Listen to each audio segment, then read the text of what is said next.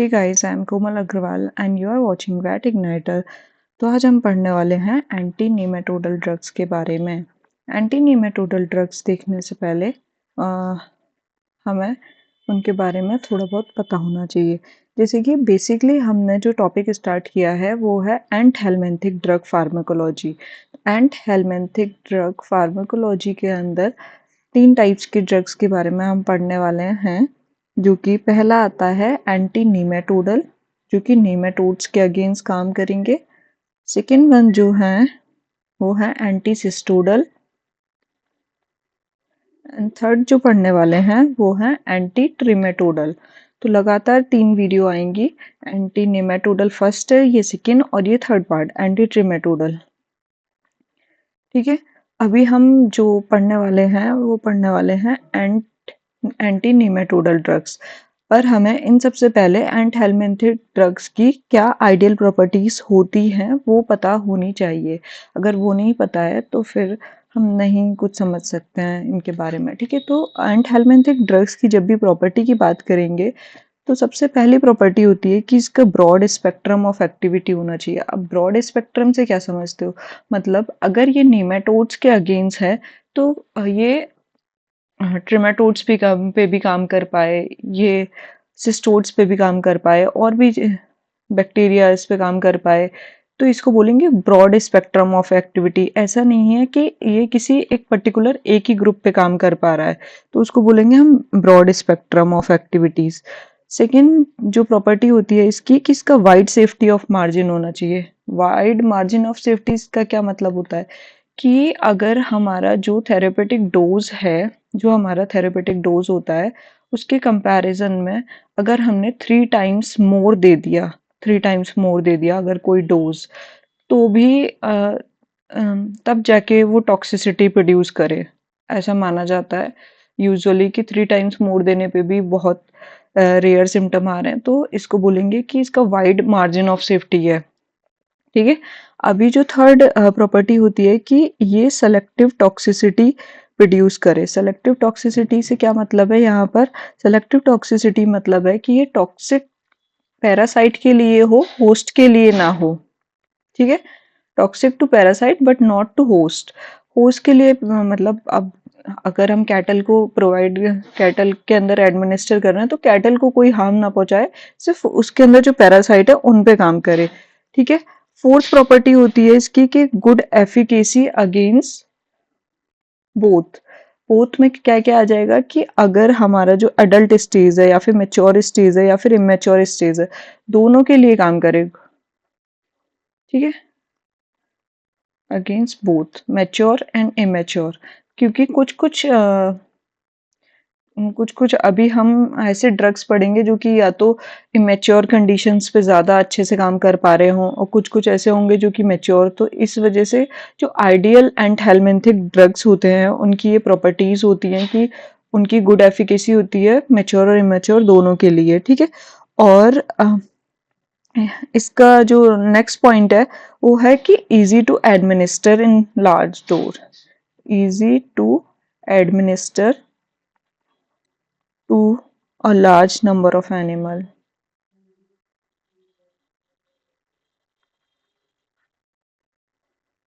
in a herd। ठीक है, ये इसका फिफ्थ पॉइंट हो गया। तो हमें जो मेन प्रॉपर्टीज हैं वो ये वाली हैं कि ब्रॉड स्पेक्ट्रम होना चाहिए, वाइड सेफ्टी ऑफ मार्जिन होनी चाहिए, सेलेक्टिव टॉक्सिसिटी होनी चाहिए, गुड एफिकेसी होनी चाहिए। ठीक है, और भी कुछ कुछ प्रॉपर्टीज हैं जैसे कि हमें एक प्रॉपर्टी होती है कि इट शुड हैव नो और short residue period in tissue. ठीक है, क्योंकि मिनिमम विद होल्डिंग पीरियड्स होना चाहिए इसका। ठीक है, तो हैव नो और short residue period in tissue, क्योंकि अगर टिश्यू में हो गई तो फिर वो मीट में आएगी। तो इस जैसे कि एंटीबायोटिक्स की प्रॉपर्टी होती है कि वो, तो इस वजह से अगर कोई आइडियल एंथेल्मिंथिक है तो वो नो और शॉर्ट रेसिड्यू होना चाहिए उसका टिश्यू में। ठीक है, और कुछ कुछ ये भी होती है कि stable to chemical and environmental variable. कोई भी और केमिकल है तो उससे स्टेबल हो, stable to chemical and environmental, कोई भी इन्वायरमेंटल प्रॉब्लम्स हैं तो उसके वेरिएबल्स, ठीक है। और सबसे लास्ट पॉइंट कि इकोनॉमिकल होना चाहिए। अगर फार्मर खरीद ही नहीं पा रहा है तो फिर लगाएगा क्या, ठीक है। अब आ जाते हैं हम, जो हमारा मेन टॉपिक है, एंटी नीमेटोडल ड्रग्स। तो एंटी नीमेटोडल ड्रग्स पढ़ने से पहले अब हम इसका क्लासिफिकेशन पढ़ने वाले हैं। तो एंटी नीमेटोडल ड्रग्स वो होंगी जो कि नीमेटोड्स के अगेंस्ट, नीमेटोड्स क्या होते थे, राउंड वॉर्म्स मेनली, तो जो कि राउंड वॉर्म्स के अगेंस्ट काम करेंगी उनको बोलेंगे हम एंटी नीमेटोडल ड्रग्स, ठीक है। अभी हम इसका क्लासिफिकेशन पढ़ेंगे तो लगातार पढ़ाऊँ कि या फिर चलो एक बार क्लासिफिकेशन बता ही देती हूँ कि सबसे पहले क्लासिफिकेशन का जो फर्स्ट ग्रुप होता है वो होता है बेंजीमिडाजोल। बेंजीमिडाजोल के अंदर दो ग्रुप आते हैं, एक आता है बेंजीमिडाजोल, मैंने स्पेलिंग गलत कर दी, सॉरी,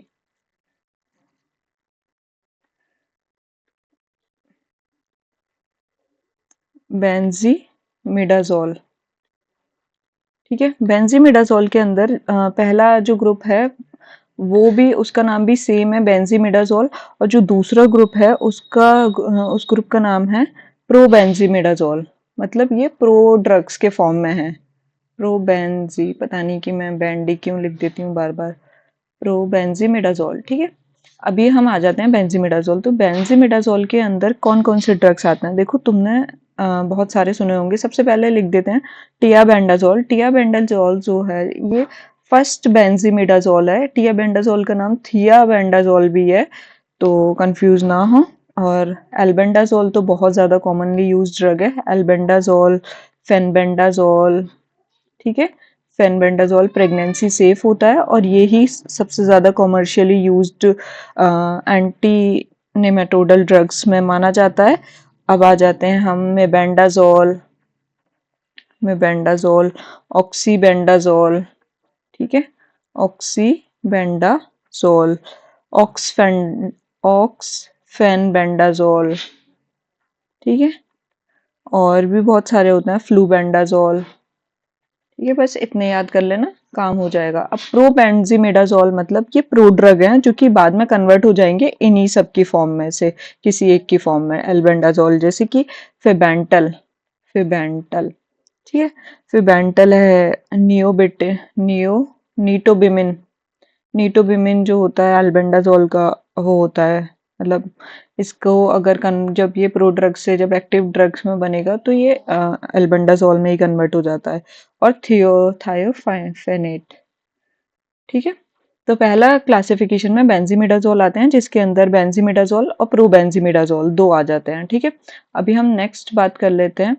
तो जो सेकंड है उसका नाम है मैक्रोसाइक्लिक लैक्टोन्स।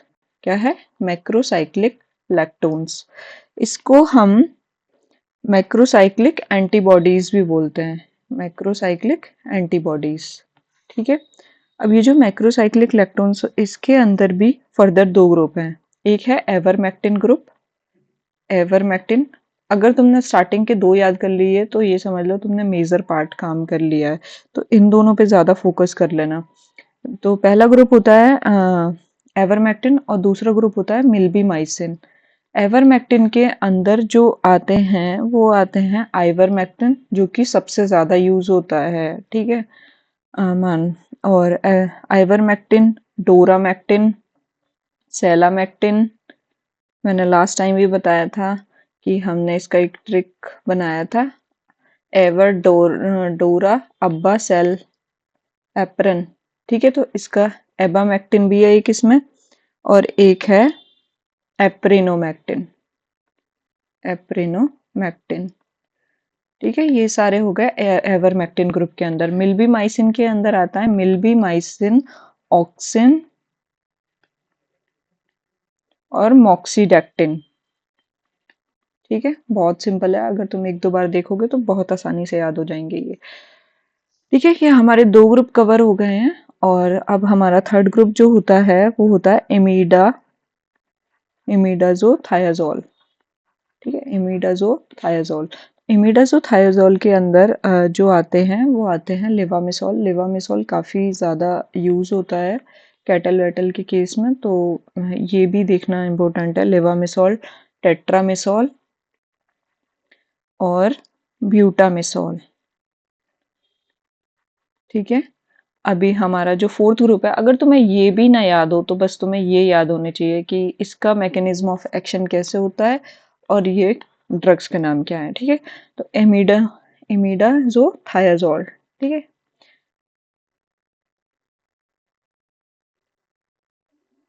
ठीक है, अभी आ जाते हैं हम नेक्स्ट, जो हमारा फोर्थ ग्रुप है। हमारा फोर्थ ग्रुप है टेट्रा टेट्राहाइड्रोपायरिमिडीन्स, ठीक है। टेट्रा हाइड्रो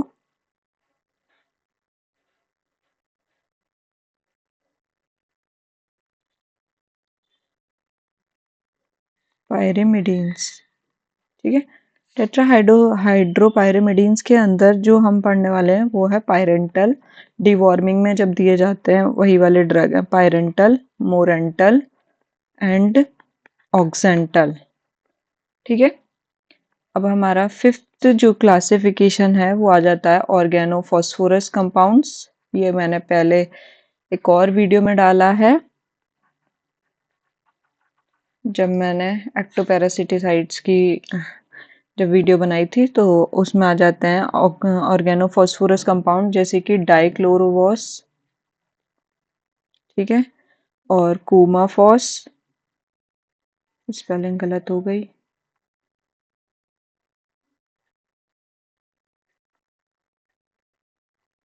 कूमाफॉस, ठीक है, और मेट्रिफोनेट, इसका दूसरा नाम भी होता है ट्राइक्लोरफॉन भी बोलते हैं इसे, ट्राइक्लोरोफॉन। एक बार चेक कर लेना कि यही है कि नहीं, ठीक है। और नेप्थेलोफॉस होता है, नेप्थेलोफॉस। अब हमारा जो सिक्स ग्रुप है वो है पिप्राजीन। पिप्राजीन के अंदर भी फिर से दो आते हैं, एक पहला पिप्राजीन ही ग्रुप है और दूसरा जो होता है दूसरा ग्रुप जो है इसको बोलते हैं डीईसी। डीईसी मतलब है डाई इथाइल कार्बामेजीन, कार्बामेजीन, ठीक है। अभी आ जाते हैं हम सेवेंथ ग्रुप पे। सेवेंथ ग्रुप है हमारा जो है आर्सेनिकल्स का, आर्सेनिकल्स, जिसके अंदर आ जाता है थाई एसिटारसामाइड। याद कर लेना इसे, काफी इंपॉर्टेंट है, थाई एसिटारसामाइड। और जो दूसरा है मेलारसोमाइन। एक बार पढ़ोगे तो याद हो जाएगा, दूसरी बार पढ़ोगे तो और अच्छे से याद हो जाएगा, ठीक है। आर्सेनामाइड, ये सारे हो गए आर्सेनिकल्स के एग्जाम्पल। अब जो नेक्स्ट ग्रुप है वो है हमारा substituted phenol and salicylic, phenol and salicylic annelids, ठीक है। तो इसके अंदर जो आते हैं वो आता है नाइट्रो स्केनेट, नाइट्रोक्सिनिल और क्लोसेंटल, ठीक है। कुछ कुछ लोग क्लोसेंटल को पायरेंटल के साथ डाल देते हैं, पता नहीं शायद ट्यूनिंग लग रही होती है उन्हें। तो क्लोसेंटल इधर आता है सब्स्टिट्यूटेड फिनॉल्स एंड सैलिसाइक्लाइनाइड्स के अंदर, ठीक है। और डाई आइसोफिनॉल, डाई आइसोफिनॉल, ठीक है। और नाइन्थ जो ग्रुप होता है वो होता है ऑक्टा डेप्सी पेप्टाइड, ठीक है। ऑक्टा डेप्सी पेप्टाइड्स के अंदर क्या आता है, एमोडेप्साइड, ठीक है। और जो हमारा लास्ट ग्रुप है वो है एमिनो एसिटोनाइट्राइल। एमिनो एसिटोनाइट्राइल के अंदर आता है मोने पेंटल, ठीक है। और कुछ मिसलेनियस ड्रग्स आते हैं। मिसलेनियस ड्रग्स के अंदर जो आते हैं वो आता है फिनोथायाजीन, फिनोथायाजीन, हाइग्रोमाइसिन, जो कि मैंने तुम्हें एंटी फंगल ड्रग्स में भी पढ़ाया है, ठीक है। टेट्रा क्लोरोइथिलीन, टेट्रा क्लोरोइथिलीन, ठीक है। बहुत सारी चीजें पढ़ाई हैं, अब ये सारे आते हैं इसके अंदर। अब हम शुरू करते हैं मैकेनिज्म ऑफ एक्शन। ये सारा हमने बता दिया। तो सबसे पहले जो ग्रुप है बेंजी, फिर बैंडी लिख दिया, पता नहीं क्या हो गया है मुझे। ठीक है, तो अभी जो हम पहला ग्रुप है वो है बेंजीमिडाजोल।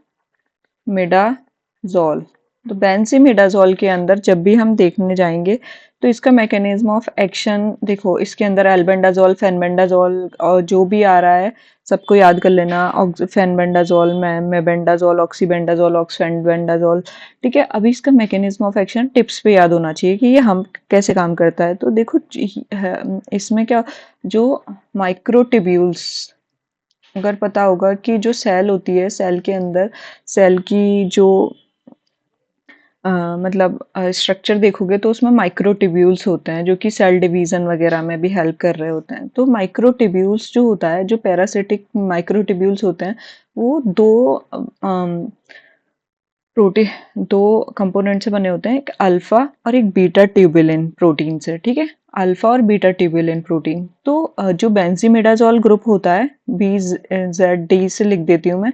तो बेंजीमिडाजोल ग्रुप जो होता है वो बाइंड करता है बीटा ट्यूबुलिन प्रोटीन से। किससे? बीटा ट्यूबुलिन से।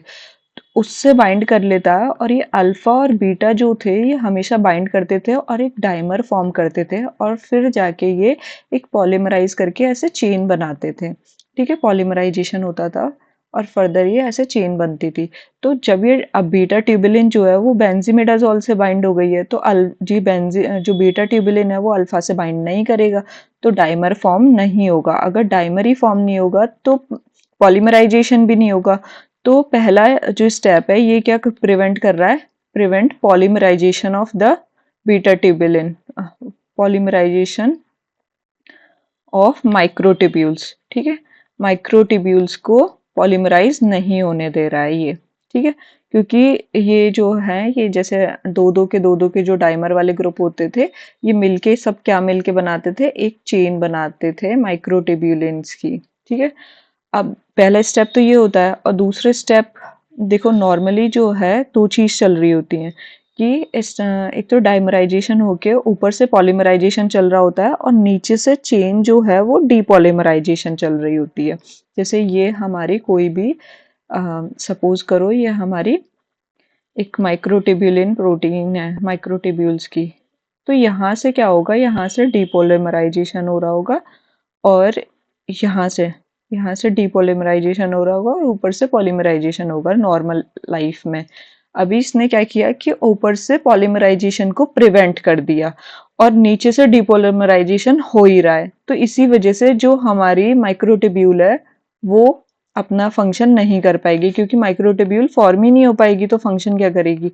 तो जब माइक्रोट्यूब्यूल फॉर्म नहीं होगी तो उसकी वजह से क्या करेगी कि वो सेल की इंटीग्रिटी को डिस्टर्ब कर देगी, जिसकी वजह से ब्रेक डाउन होते रहेंगे, और ट्रांसपोर्ट फंक्शन जो है सेल का वो बंद हो जाएगा, ब्लॉक कर देगी। ठीक है, जो भी ये पहला तो ये होता है। ठीक है,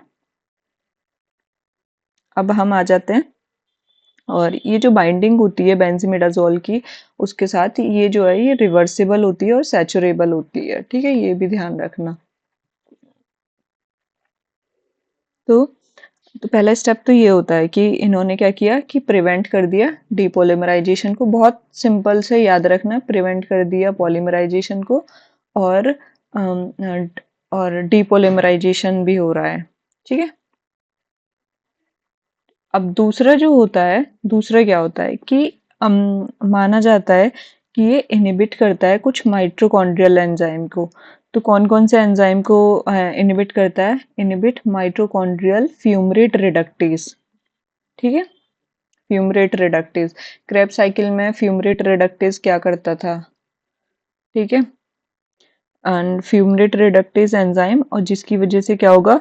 blocking of glucose transport,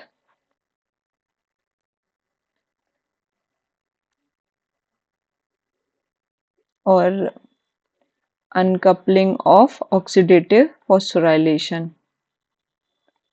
ETS भी अनकपलिंग हो जाएगी, ऑक्सीडेटिव फॉस्फोराइलेशन।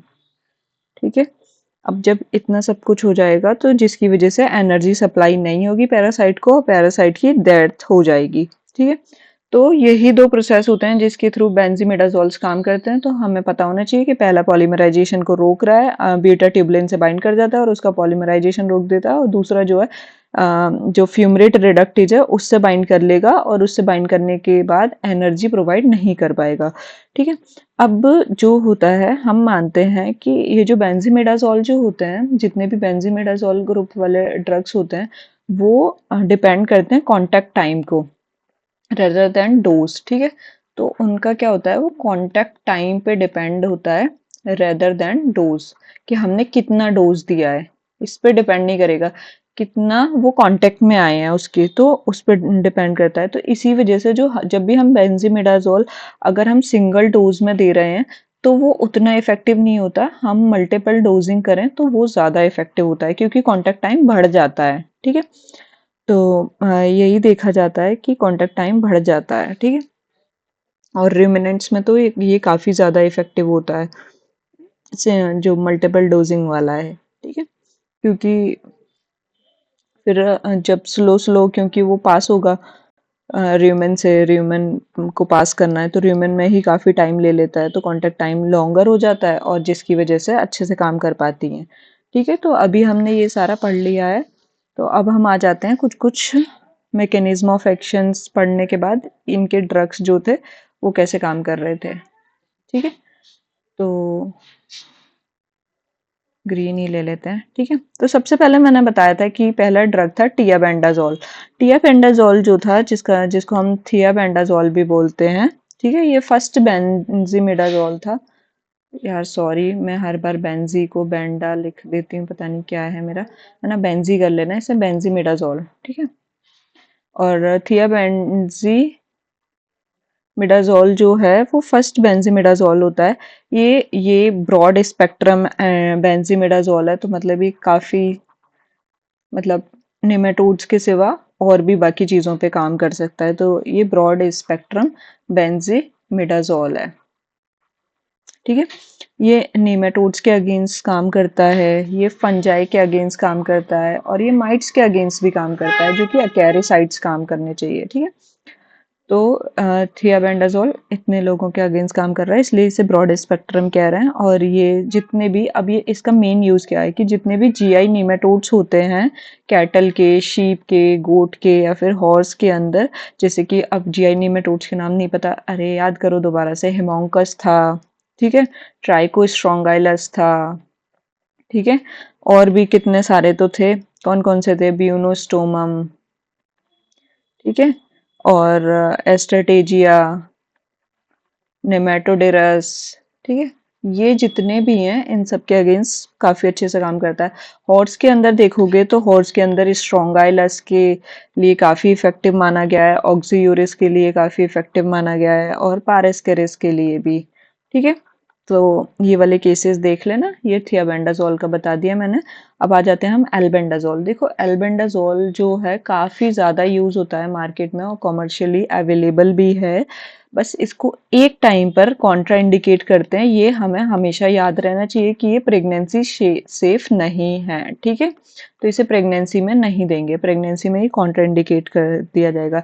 ये भी जीआई नेमेटोड्स के अगेंस्ट दिया जाता है, जितने भी जीआई नेमेटोड्स हैं उसके अगेंस्ट दिया जाएगा, लंग वॉर्म के अगेंस्ट दिया जाएगा। अरे ये लंग वॉर्म क्या है, डिक्टियोकोलस।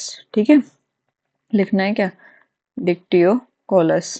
ठीक है, और जो है टेप वॉर्म के अगेंस्ट मैंने क्या बताया था कि wide spectrum, broad spectrum sorry होगा, तो क्या होगा ये, मतलब नेमेटोड्स के अलावा टेप वॉर्म्स पे भी काम कर रहा है और फ्लूक्स पे भी काम कर रहा है। ठीक है, जस्ट अब आ जाते हैं हम कि जो एल्बेंडाजोल होता है उसका जो एक्टिव मेटाबोलाइट्स होता है, एक्टिव मेटाबोलाइट्स, राइटिंग नहीं समझ में आ रही क्या, चलो थोड़ा ठीक करती हूँ। एक्टिव मेटाबोलाइट जो होता है इसका होता है एल्बेंडाजोल, एल्बेंडाजोल सल्फॉक्साइड। ठीक है, तो कोई तुमसे पूछे कि एल्बेंडाजोल का एक्टिव मेटाबोलाइट क्या होता है तो तुम बता दोगे एल्बेंडाजोल सल्फॉक्साइड। ठीक है, ये भी बता देना। अब इसका लार्विसाइडल इफेक्ट भी है, ऐसा नहीं है मैच्योर को ही मार रहा है, बताया था ना कि मैच्योर इमेच्योर दोनों को मारे तभी मजा है, तो मैच्योर इमेच्योर में जैसे लार्विसाइडल इफेक्ट किस किस पे है, हाइड्रेटेड डिजीज में यूज उनके लिए यूज किया जाता है, सिस्टिसर्कोसिस के केस में भी यूज किया जाता है, एस्केरेसिस के केस में भी यूज किया जाता है, और हुकवॉर्म इन्फेक्शंस के केस में भी यूज किया जाता है ये। ठीक है, हुकवॉर्म क्या थे हम तो भूल गए। एनकाइलोस्टोमा, ओविसाइडल। अब ओविसाइडल इफेक्ट भी है, मतलब एग को भी डिस्ट्रॉय करेगा। यहाँ तो लार्वा थे, अब ये ओविसाइडल इफेक्ट भी है इसका। तो जैसे कि ट्राइचियोरिसिस में, ठीक है, एनकाइलोस्टोमा, एनकाइलोस्टोमियासिस में भी, ठीक है, और एस्केरेसिस में भी। तो इसके काफी ज्यादा इफेक्ट हैं, बस हमें एल्बेंडाजोल के बारे में यही याद रखना है। और अब हम आ जाते हैं फेनबेंडाजोल पे।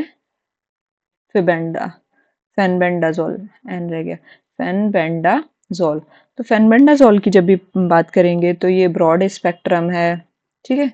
ये मतलब बोलते हैं ना कि डेयरी फार्म में वैक्सीनेशन हो रहा हो, डिवॉर्मिंग हो रहा है, तो डिवॉर्मिंग के टाइम पे मेनली फेनबेंडाजोल प्लस आइवरमेक्टिन का ही कॉम्बो दिया जाता है, फेंडिकाइन प्लस के नाम से। तो ध्यान रखना। और ब्रॉड स्पेक्ट्रम होता है ये, और ये वाइड रेंज होती है इसकी, वाइड सेफ्टी रेंज जो मार्जिन होता है ना। तो और ये अगर हम, ये प्रेगनेंसी सेफ होता है, ये जरूर याद रखना कि जब भी हमें देना है तो ये प्रेगनेंसी सेफ है। एल्बेंडाजोल प्रेगनेंसी सेफ नहीं था तो हम उसे नहीं देते थे प्रेगनेंसी में, ठीक है। तो बिचेस में देते हैं ये टॉक्सोकेरा कैनिस के लिए। अब देखो कुत्तों में सबसे ज्यादा जो परेशान करता है वो टॉक्सोकेरा कैनिस ही है, तुम्हें भी पता होगा। तो उसके लिए फेनबेंडाजोल काफी अच्छा है, ठीक है। एनकाइलोस्टोमा, एनकाइलोस्टोमा कैनाइनम के लिए भी यूज किया जाता है, ठीक है। और जैसे कि हमने बताया था कि जैसे एल्बेंडाजोल का जो एक्टिव मेटाबोलाइट्स था वो क्या था, एल्बेंडाजोल सल्फॉक्साइड। ऐसे ही फेनबेंडाजोल का जब हम एक्टिव मेटाबोलाइट देखेंगे तो इसका भी होता है फेनबेंडाजोल सल्फॉक्साइड, ठीक है। पर ये फर्दर ऑक्सीडाइज हो जाता है, फर्दर ऑक्सीडाइज होके सल्फोन भी बनाता है, फेनबेंडाजोल सल्फोन, ठीक है। तो ये ध्यान रखना है, अगर तुमसे कोई पूछे फेनबेंडाजोल का एक्टिव मेटाबोलाइट्स क्या है तो फेनबेंडाजोल सल्फॉक्साइड। मैं ज्यादा नहीं बता सकती हूँ, बस जो जो काम की बात है वो बता दे रही हूँ। देखो मेबेंडाजोल के अंदर अगर हम देखें, मेबेंडाजोल के अंदर अगर हम देखें तो ये ज्यादातर नहीं यूज किया जाता है, कैटल्स के केस में तो नहीं यूज किया जाता है। और इसका ओरल एब्जॉर्प्शन जो है वो किया जाता है, और ये कॉन्ट्राइंडिकेट किया जाता है जो है। इसका ये ना कॉन्ट्राइंडिकेट किया जाता है प्रेगनेंसी में। और क्योंकि ये एम्ब्रियो टॉक्सिक और टेरेटोजेनिक इफेक्ट देखे गए हैं इसका एक्सपेरिमेंटल एनिमल्स पे, ठीक है। तो इसको प्रेगनेंसी सेफ नहीं है, ये उसमें नहीं देते हैं, और मेनली जीआई नेमाटोड्स के लिए दिया जाता है डॉग कैट्स में, ठीक है।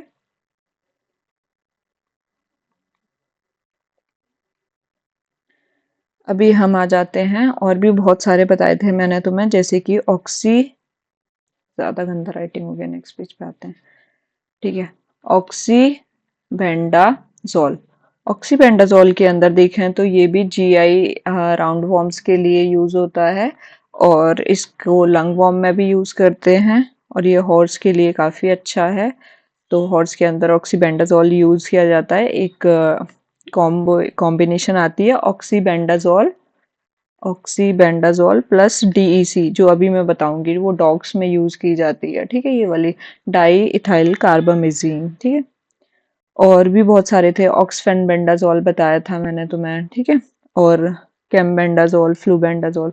अब हम अगले ग्रुप पे आ जाते हैं, नहीं तो बहुत लेट हो जाएंगे, ठीक है। तो हमारा जो अगला ग्रुप है, तो जो हमारा अगला ग्रुप है वो है बेंजीमिडाजोल प्रोड्रग, ठीक है, इसी का बेंजीमिडाजोल प्रोड्रग।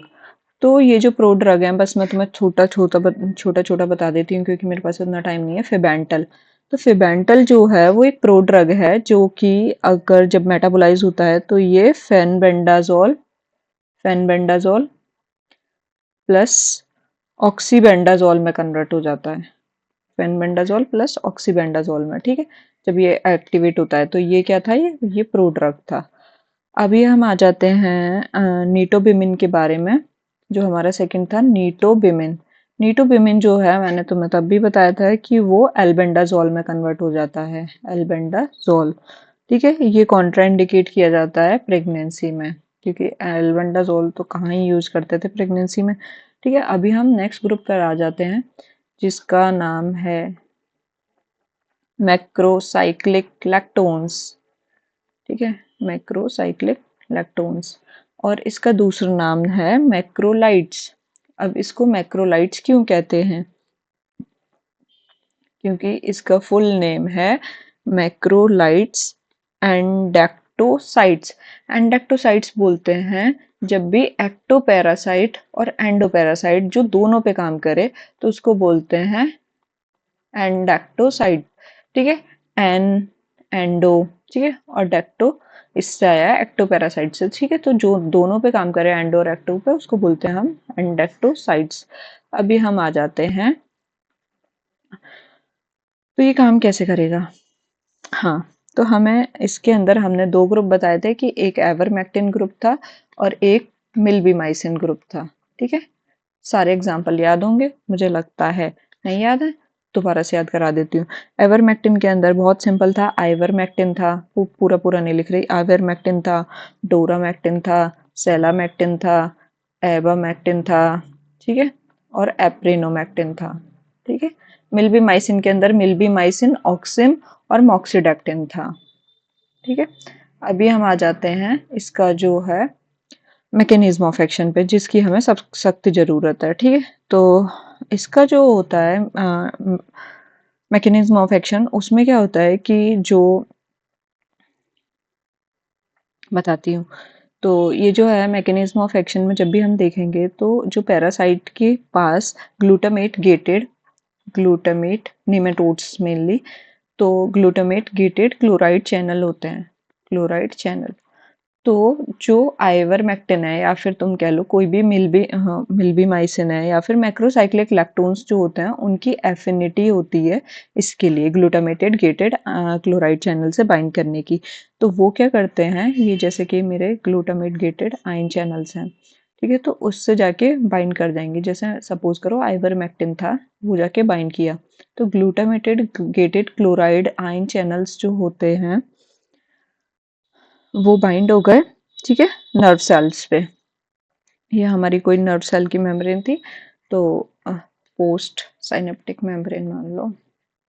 ठीक है, तो उस पे जाके बाइंड करके, तो वो क्या करेंगे, वो क्लोराइड का इन्फ्लक्स करा देते हैं। क्या करा देते हैं, क्लोराइड का इन्फ्लक्स। अब क्लोराइड की इन्फ्लक्स से क्या हो सकता है, तो जिसकी वजह से इंट्रासेलुलर क्लोराइड इंक्रीज हो जाएगा। अब जब भी क्लोराइड इन्फ्लक्स हो जाता है, तो उसकी वजह से क्या होता है, हाइपर पोलराइजेशन स्टेट आता है, और जिसकी वजह से पैरालिसिस हो जाएगी। और पैरालिसिस अगर कंटिन्यू, जब हाइपर पोलराइजेशन काफी टाइम तक के लिए होता रहेगा, तो उसकी वजह से डेथ हो जाएगी पैरासाइट की। ठीक है, तो हमारा हाँ, जो मैक्रोसाइक्लिक लैक्टोन्स थे, वो कैसे काम कर रहे थे, glutamate gated chloride ion channels पे एक्ट कर रहे थे, और क्लोराइड इन्फ्लक्स करा दिया कर रहे थे। ठीक है, अभी हम मान के चलते हैं कि ये गाबा गेटेड क्लोराइड आयन चैनल्स पे भी काम करते हैं। ठीक है, तो ये भी सेम काम कराता है। ये जो गाबा गेटेड है, ये भी क्लोराइड का इन्फ्लक्स कराएगा, हाइपरपोलराइजेशन कराएगा, और पैरालिसिस से डेथ कराएगा। ठीक है, तो अब अरे दोनों पे काम कर रहा है, तो ऐसे कैसे, अब देखो ये बात करता है एफिनिटी की। तो जब भी तुम एफिनिटी की बात करोगे, तो glutamated gated chloride ion channel से ज्यादा बाइंड करता है as comparison to GABA gated chloride ion channel, ये बात ध्यान रखना। ठीक है, हाँ, तो अब ये जो होते हैं, ये एक्टिव नहीं होते हैं, not active against cestodes and trematodes. तो क्यों नहीं होते हैं, क्योंकि उनके पास इन रिसेप्टर्स की एफिनिटी नहीं होती है। ठीक है, उनके पास ये रिसेप्टर्स ही नहीं होते हैं पहले तो, सिस्टोड्स एंड ट्रेमेटोड्स के पास, और हमारे पास एफिनिटी नहीं होती है मैमल्स के पास, तो इसी वजह से कम टॉक्सिसिटी होती है मैमल्स के पास। ठीक है, तो कम टॉक्सिसिटी पाई जाती है। ठीक है, अब आ जाते हैं हम ये मैकेनिज्म ऑफ एक्शन इसका भी हो गया। तो हम आइवरमेक्टिन के बारे में पढ़ लेते हैं। तो आइवरमेक्टिन जो ग्रुप है वो फर्स्ट कॉमर्शियली अवेलेबल मैक्रोलाइट्स के माना जाता है, फर्स्ट कॉमर्शियली अवेलेबल मैक्रोलाइट्स। ठीक है, और ये काफी इफेक्टिव होता है डायरोफिलेरिया के अगेंस्ट। अब ये क्या बला है, ठीक है, हर्ट फॉर्म डायरोफिलेरिया इमिटिस। और माना जाता है कि ये इमेच्योर के अगेंस्ट ज्यादा इसकी एफिकेसी होती है एज कंपैरिजन टू मैच्योर। तो बताया था ना कि आइडियल वाले की क्या प्रॉपर्टी हुआ करती थी कि वो दोनों के अगेंस्ट हुआ करती थी, बट आइवरमेक्टिन माना जाता है कि डायमिनोफिलेरिया इमेच्योर जो होते हैं उनके अगेंस्ट ज्यादा इफेक्टिव होती है एज कंपैरिजन टू मैच्योर। ठीक है, जस्ट अ सेकेंड। अभी हमें ये पता तो जो आइवरमेक्टिन होती है वो सिर्फ मार मतलब किल ही नहीं करती, काफ़ी टाइम तक दोबारा री इन्फेक्शन भी नहीं होने देती है। और कुली ब्रीड जो होती है उसमें हम मान के चलते हैं कि उसमें नहीं देनी है, क्योंकि उसके अंदर टॉक्सिसिटी होने के चांसेस होते हैं। तो कॉन्ट्राइंडिकेट करते हैं कुली स्पीसीज के अंदर आइवरमेक्टिन को देने से। ठीक है, अब जो आइवरमेक्टिन जो है वो अगर हम ओरल रूट से दें तो वो 90% तक एब्जॉर्ब हो जाती है, तो काफ़ी अच्छे से एब्जॉर्ब हो जाती है। तो फिर दीदी ओरल क्यों नहीं देते? तो इसका ये रीज़न है कि अगर अगर हम नॉन र्यूमिनेंट्स के अंदर दे रहे हैं तो कोई दिक्कत नहीं है आइवरमेक्टिन। ठीक है, पर अगर हमने ये र्यूमिनेंट्स के अंदर दी तो र्यूमिनेंट्स के अंदर क्या होता है कि उनका र्यूमन जो है वो काफ़ी टाइम तक र्यूमन में रहती है, और र्यूमन में इसका क्या हो जाता है, इनएक्टिवेशन हो जाता है। और जो है वो 25 से 30% तक ही रह जाती है। इसकी बायो अवेलेबिलिटी जो है अगर हम सबकट रूट से दें, ठीक है, सबकट रूट से अगर दें तो वो मैक्सिमम पाई जाती है जो बायो अवेलेबिलिटी है। तो इसको हमेशा सबकट रूट से दिया जाता है अगर रिमिनेंट्स के केस में दे रहे हो। तो अगर नॉन रिमिनेंट्स के केस में दे रहे हो तो तुम ओरली एडमिनिस्टर भी कर सकते हो। वैसे ओरल फॉर्म्स भी आती हैं रिमिनेंट्स के केस में, जैसे कि फेंडिकाइन प्लस में मैंने बताया था कि आती है, तो ऐसा कोई दिक्कत नहीं है। पर थोड़ा इनएक्टिवेशन हो जाता है ड्रग्स का र्यूमन्स में, इसी र्यूमन में, इसी वजह से इसको हम प्रेफर नहीं करते हैं। बस इतना ध्यान रखना, ठीक है। और कुछ डॉग्स में जैसे मैंने बताया था कि कुली ब्रीड्स में नहीं देते हैं, है ना, कॉन्ट्रा इंडिकेट करेंगे कुली ब्रीड में। और भी कुछ ब्रीड्स होती हैं उसमें भी नहीं देते हैं, जैसे कि ऑस्ट्रेलियन शेफर्ड्स में भी नहीं देते हैं। तो कुछ कुछ चीज़ें ध्यान रखें आइवरमेक्टिन के बारे में।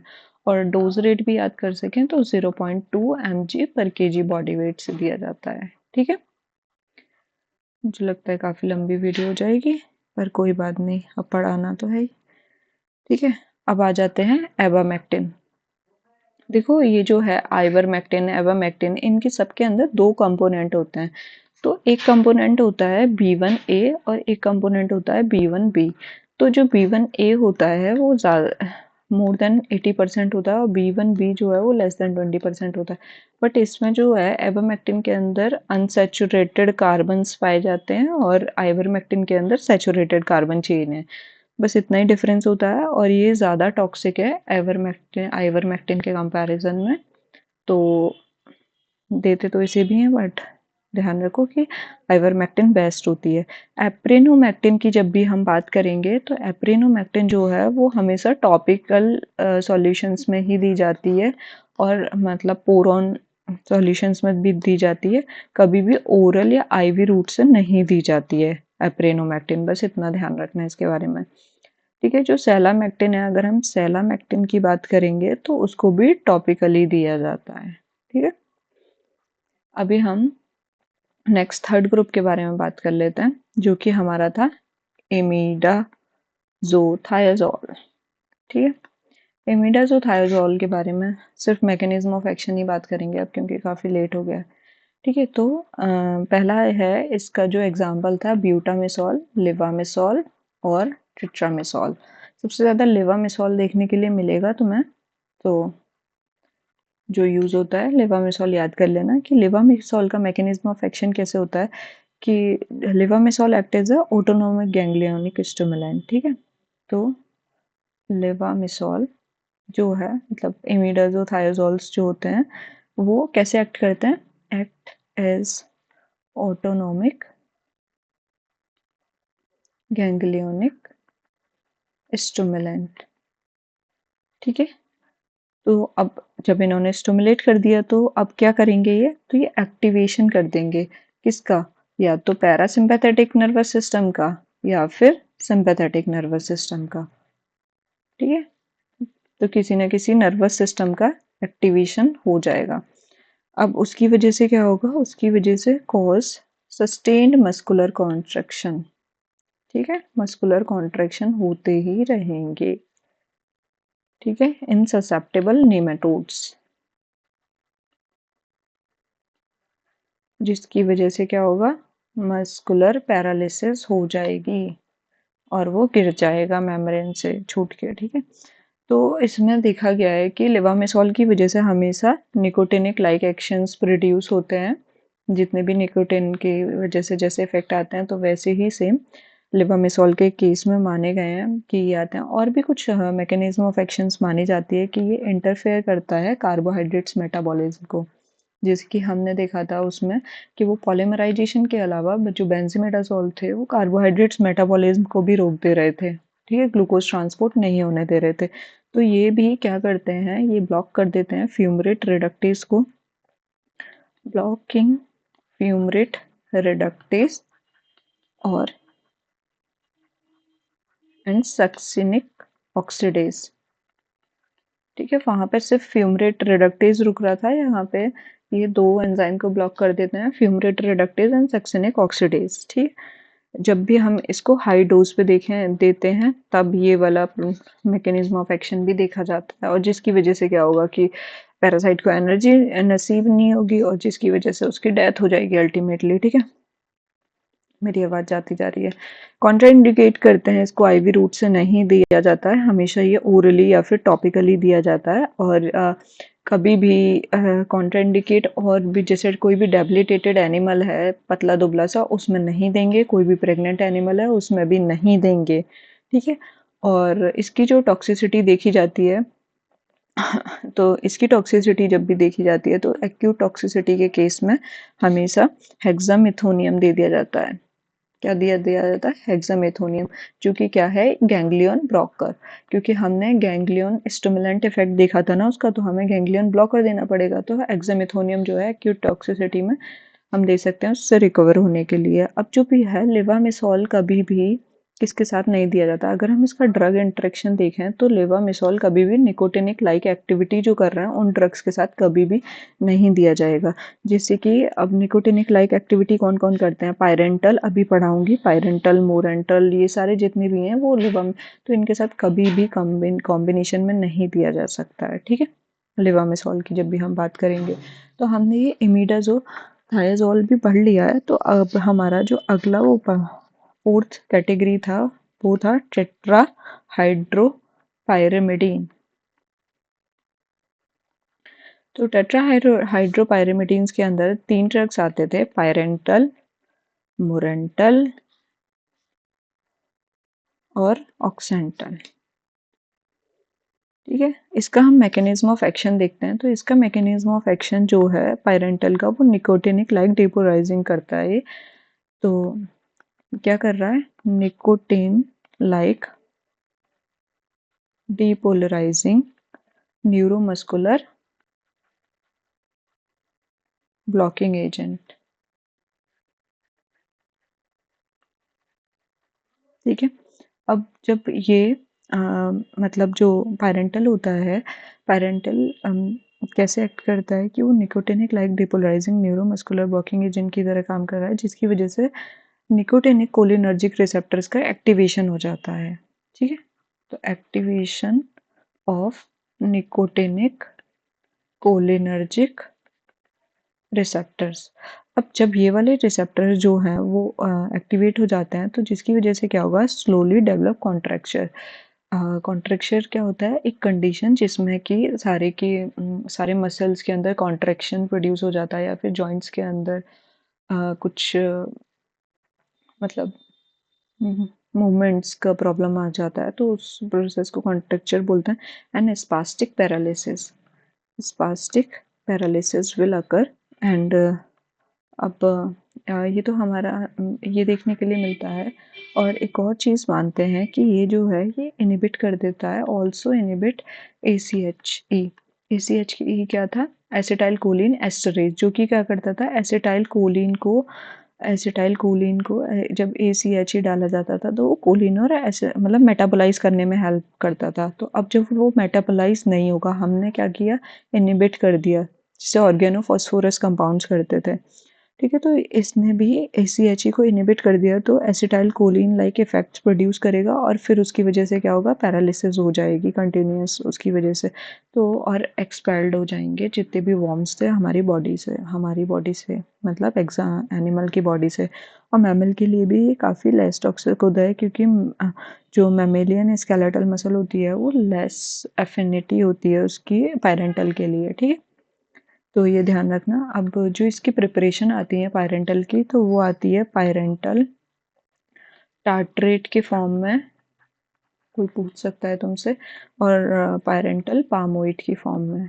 ठीक है, ये हॉर्स में प्रिस्क्राइब की जाती हैं। और अगर हम कैटल के केस में देखें तो जो दिया जाता है वो होता है मोरेंटल टार्ट्रेट।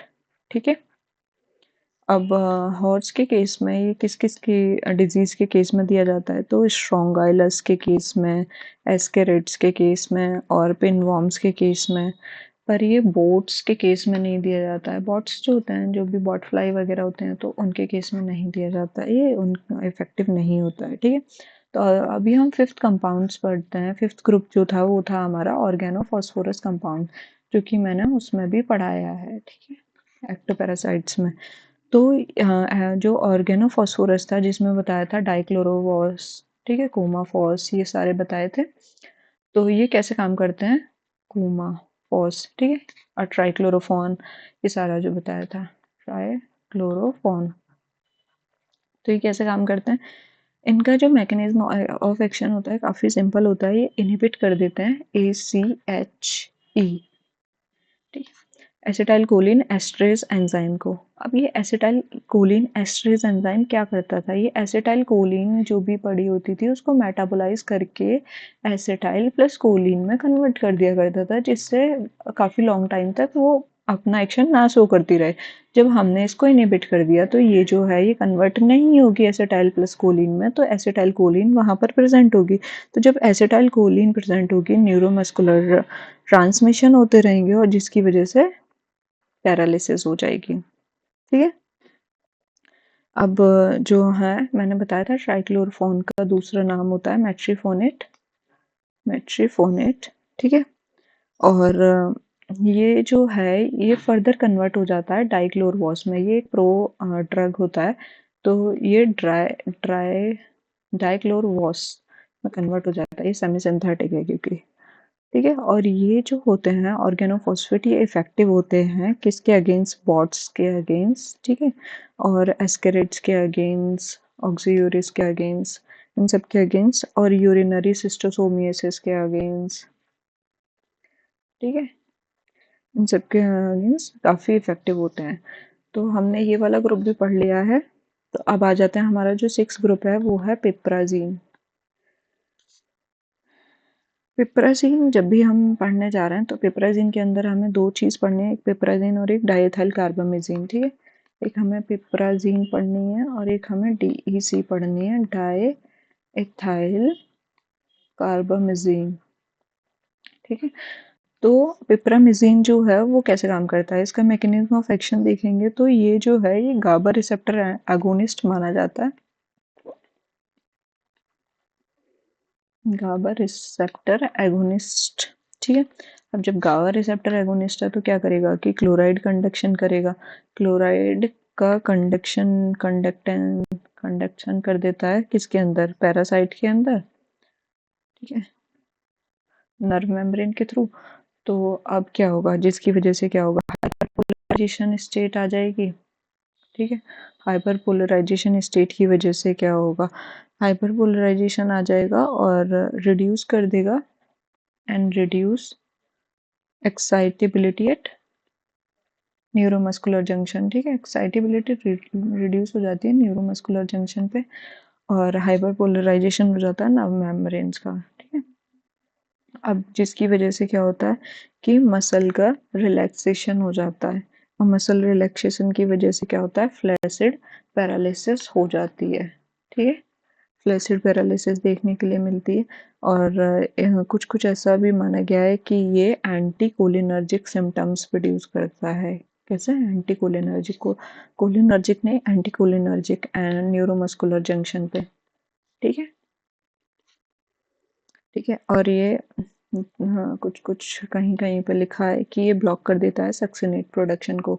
तो जब वही कम हो जाएगा तो फिर एनर्जी मेटाबॉलिज्म नहीं होगा, जिसकी वजह से एनिमल, उसकी पैरासाइट की डेथ हो जाएगी। ठीक है, ये जो पिप्राजिन होता है ये नैरो स्पेक्ट्रम होता है। ठीक है, और अगर इसका ड्रग इंस्ट्रक्शन देखें तो हमें इसको पायरेंटल वगैरह के साथ नहीं देना है, क्योंकि सेम मैकेनिज्म ऑफ एक्शन जैसा होता है, तो इसी वजह से नहीं देना है। और बस यही है। और डीईसी डाइएथाइल कार्बामेजिन भी है एक। अब हमारा जो 7th ग्रुप है वो है आर्सेनिकल्स। ठीक है, आर्सेनिकल्स के बारे में, इसका मैकेनिज्म ऑफ एक्शन, उस पहले आर्सेनिकल्स के एग्जांपल याद होने चाहिए। थाइएसेटारसामाइड। ठीक है, आर्सेनिकल पॉइजनिंग पढ़ोगे तो और ज़्यादा मजा आएगा। ठीक है, तो मेलार थाइएसेटारसामाइन, मेलारसोमाइन। ठीक है, और आर्सेनामाइड। आर्सेनामाइड को ट्राइवेलेंट आर्सेनिक भी बोलते हैं। ट्राइवेलेंट आर्सेनिक, कोई पूछ ले तुमसे कि ट्राइवेलेंट आर्सेनिक क्या होता है तो आर्सेनामाइड बता देना। इसका मैकेनिज्म ऑफ एक्शन क्लियर नहीं माना जाता है, बट माना जाता है कि आर्सेनिक जो होता है, आर्सेनिक, उसकी मॉइटी जो होती है वो होती है सल्फ हाइड्रिल कंपाउंड्स के लिए। ठीक है, सल्फ हाइड्रिल। ठीक है, सल्फ हाइड्रिल कंपाउंड्स के लिए मॉइटी होती है। तो जो बहुत सारे एंजाइम्स होते हैं जिसके अंदर सल्फ हाइड्रिल एसएच ग्रुप पाया जाता है। ठीक है, तो ये जो एसएच ग्रुप होता है, सल्फ हाइड्रिल ग्रुप, उससे जाके आर्सेनिक बाइंड कर जाता है। ठीक है, तो bind with arsenic, bind with sulph hydryl group. ठीक है, इससे जाके बाइंड कर जाएगा और वहां पर एक कॉम्प्लेक्स फॉर्म कर लेगा। ठीक है, जिसकी वजह से इसकी, और अरे हाँ, मैं आर्सेनिक पॉइजनिंग नहीं पढ़ा रही हूँ, सॉरी। तो हाँ, सल्फ हाइड्रिल ग्रुप जो होता है वो पैरासाइट के पास जो भी एनर्जी मेटाबोलाइज करते टाइम जो एंजाइम्स हैं उनका भी उनमें पाया जाता है। तो जब उन एंजाइम के सल्फ हाइड्रिल ग्रुप से आर्सेनिक बाइंड कर जाएगा तो उन्हें प्रोवाइड नहीं होने देगा, और जब उन्हें प्रोवाइड नहीं होगा तो एनर्जी फॉर्म नहीं हो पाएगी, जिसकी वजह से जब एनर्जी मेटाबोलाइज नहीं कर पाएंगे तो उसकी वजह से डेथ हो जाएगी। अल्टीमेट यहाँ पर ये था। ठीक है, तो अब हम आर्सेनिकल की टॉक्सिसिटी के लिए अगर हो जाती है तो क्या देते हैं, तो हम बायल देते हैं, ब्रिटिश एंटी ल्यूसाइट। इसका दूसरा नाम डाइमर कैपरोल भी है। ठीक है, ये लिख देती हूँ, ब्रिटिश एंटी ल्यूसाइट। ठीक है, अब आ जाते हैं हम 8th ग्रुप, जो कि है हमारा सब्स्टिट्यूटेड फिनॉल एंड सल्फानिल्स। ठीक है, तो एक सेकेंड का बस मुझे रेस्ट दो। ठीक है, तो हमारा जो लास्ट, ये 8th ग्रुप है ना हमारा। ठीक है,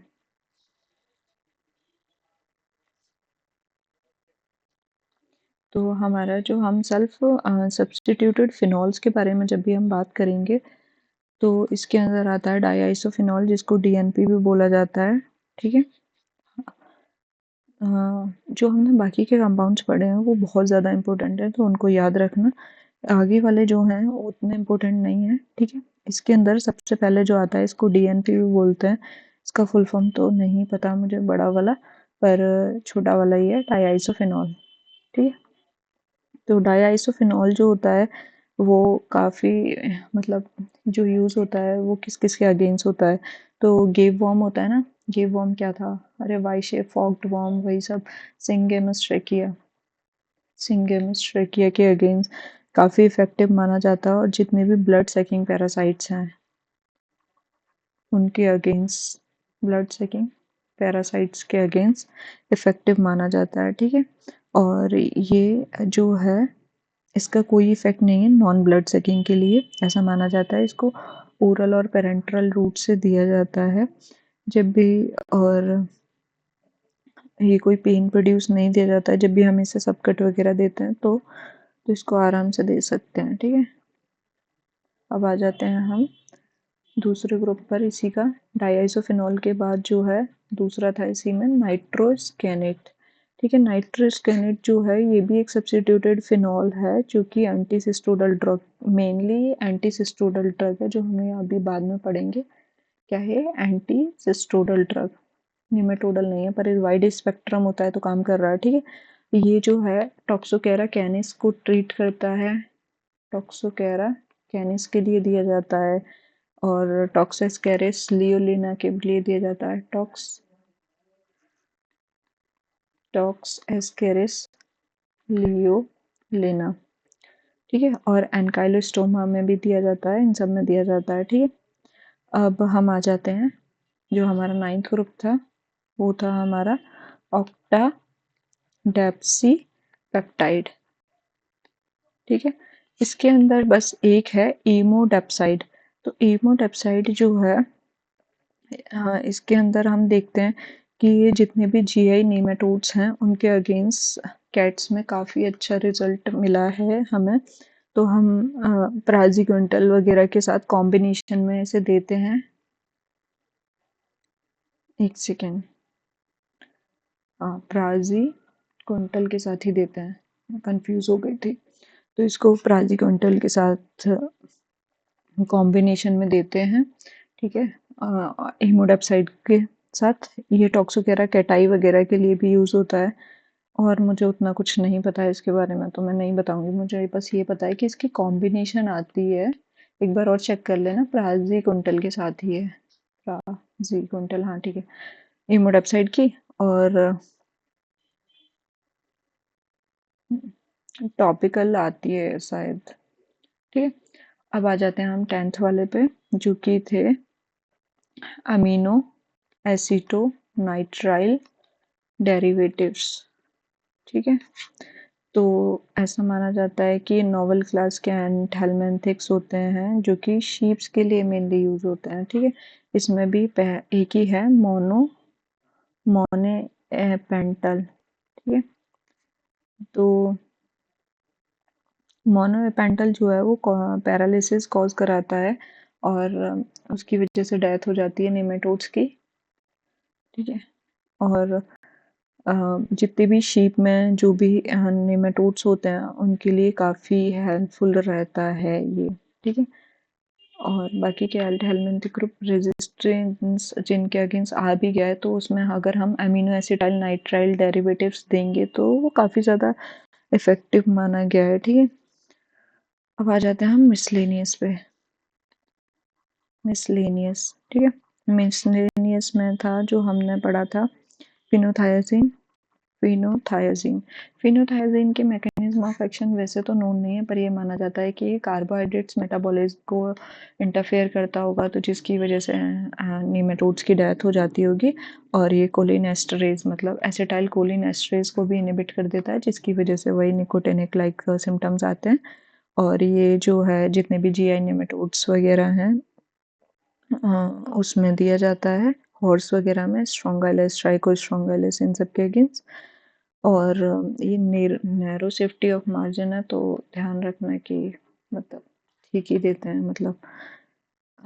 और और क्या बताऊँ, जितने भी एमेसिएटेड वगैरह हैं उनके अंदर हमें अवॉइड करना है, इसको देना ही नहीं है, ठीक है।